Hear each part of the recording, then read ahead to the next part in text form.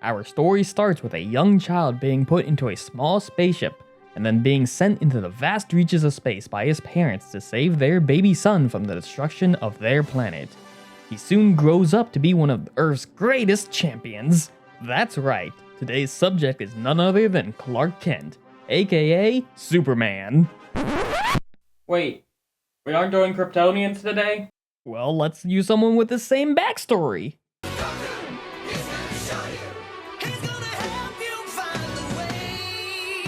God, I love that theme so much. Anyways, my name is Instructor Bunkles, but just for today, you can call me Professor. Let me just pop out this whiteboard here.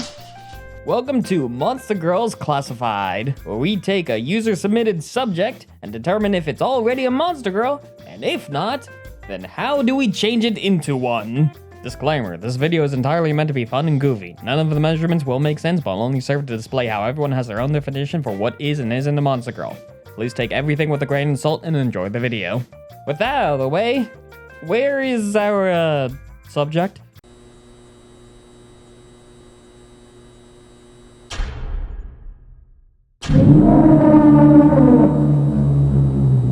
I'm sure it will be fine. I'm probably gonna need more space, so let me stretch out the whiteboard and we are good to go. I should probably introduce you to this little tool I have that will help us along the way today. This is our handy dandy monsterization meter. AKA it's a thermometer I repurposed to detect how much a monster is a monster. Say for instance, I put up this arachne and some of its characteristics on the board. The meter then proceeds to fill up to about 65%. Don't ask how it knows this. It just kinda does. Now I could go into the definitions of what makes a monster girl, how much a monster should a monster girl be, or I can just say we are going to aim for about 20% to 80%, and that's a fine range for me. Essentially somewhere between being a succubus or a sandworm. Now that we've gotten all the gadgets and gizmos and doodads and whoodads out of the way, we can finally go over our subject for today. The Saiyan race. Or Saiyan if you want to go with the Japanese pronunciation, but I'm just going to use the American one. In turn, bring in the subject so they may be scanned! Thank you. We have some work to do. So let's go over their physical characteristics first. In comparison to Homo sapiens, or, just humans, our primal Saiyans have a bulkier physique, along with a prehensile tail that is strong enough to lift up a small Saiyan infant from birth. Now they are also genetically compatible with humans. Now I said physical characteristics, and I'm gonna say this. When I mean genetically, you know exactly what I mean. It means when a human and Saiyan get together, there's not gonna be any trouble with creating a half-human, half-Saiyan hybrid. Now because they are a warrior race, Saiyans are highly durable. It's gonna take more than a knife or a gunshot to take one of these guys down. Last but not least, and also the most important fact about a Saiyan, is that they have latent transformative capabilities. We will go into that a little bit further here in our next section, abilities. Now their first and most important ability is that ability to transform. To be specific, when looking at a moon, they transform into what is known as a great ape. There's really nothing that exciting about them.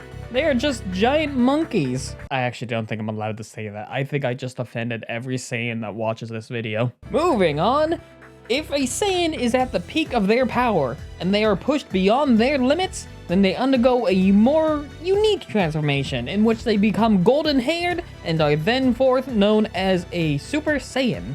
And there's many tiers to this golden-haired form. You got Super Saiyan 1 Grade 1, Super Saiyan 1 Grade 2, Super Saiyan 1 Grade 3, Super Saiyan 1 Grade 4, Full Power Super Saiyan 1 for Broly types. You got Super Saiyan 2, Super Saiyan 3, Super Saiyan Grade 8, Super Saiyan 4, Super Saiyan God, Super Saiyan God Super Saiyan, Super Saiyan God Super Saiyan Mastered, Super Saiyan Rose, and Super Saiyan God Super Saiyan Evolved. I think that's every single Super Saiyan up to date. Until they release a new one, oh my god.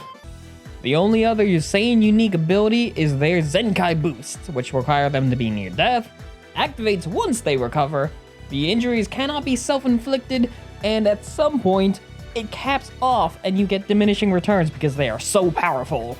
With all of these unique abilities that make them super strong, super scary, super warriors, Why do they have such a low score on the thermometer? When you look at a Saiyan and a human, they are almost exactly the same, almost 1-to-1. The only thing that the Saiyans have in terms of being monstrous is that tail. And for our definitions, being a monster is being something that isn't human. So having monstrous power just isn't enough to be classified as a monster. Reason number 2 is they transform purely for combat purposes. Unlike our Monster Girl encyclopedia entries where the Monster Girls use their monster powers to lure and mate with men, Saiyans don't transform for those purposes. And I'm not gonna think about whether Toriyama thought about great apes banging. I just don't want that thought in my mind.